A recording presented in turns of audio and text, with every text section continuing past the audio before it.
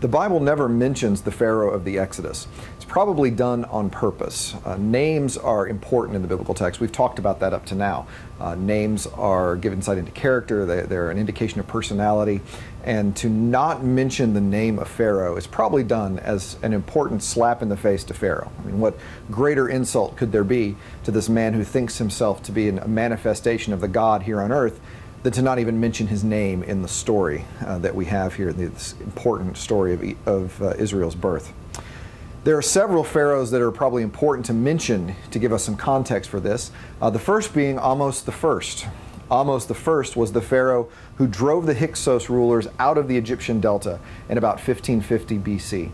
He is the pharaoh who restored Egypt to native Egyptian control. So in Exodus chapter 1 verse 8, the pharaoh who did not know Joseph is probably a pharaoh who didn't know Joseph ethnically. He wouldn't have been connected. The Hyksos rulers were from the Levant. They were probably ethnically closer to Joseph. This is a pharaoh who wouldn't know Joseph, probably the first of the pharaohs who wouldn't know Joseph ethnically, not just personally. Another important pharaoh is Seti I. Seti began building projects in the Delta region. This is important because it was the Delta region, or Lower Egypt, where the ancient Hebrews were located. So in the book of Exodus, we get this picture of Moses moving from the ancient Hebrews to Pharaoh, back to the Hebrews, back to Pharaoh. That journey seems to be close at hand. At least that's the way it comes across in the book.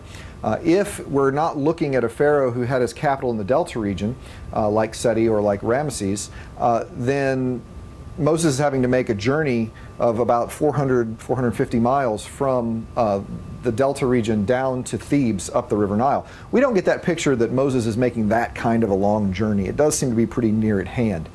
Seti begins building projects in the Delta, so he's often thought of as the Pharaoh of the oppression. All the movies pick him as the Pharaoh of the oppression, whether it's the Ten Commandments or it's the Prince of Egypt. Seti is always the really good choice to be the Pharaoh of the oppression, who first starts those building projects in the Delta and first starts oppressing the ancient Hebrews.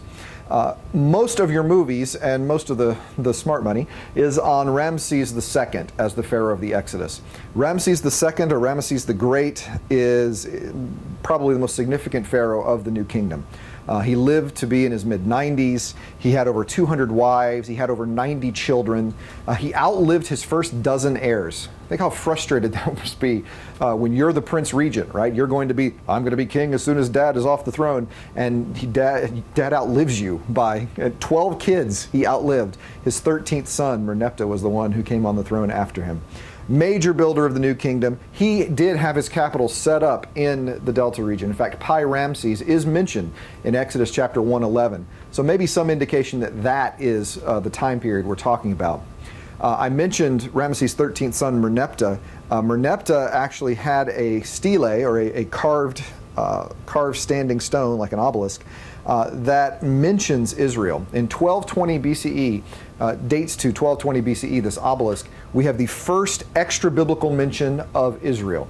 So we know that the Exodus occurs prior to 1220 BCE because the Merneptah Stele, which says 1220 BC, has Israel located in what we would call the land of promise, the Holy Land, the Canaan, land of Canaan. But the word that is used to denote Israel in that in the land of promise is a word that lists Israel as a people group, not a word that lists them as a nation. So probably we're looking at early in the settlement process when we see the Merneptah Stele. But we know Israel is in the land by 1220. We know that thanks to the Merneptah Stele from Ramses' 13th son who outlived him.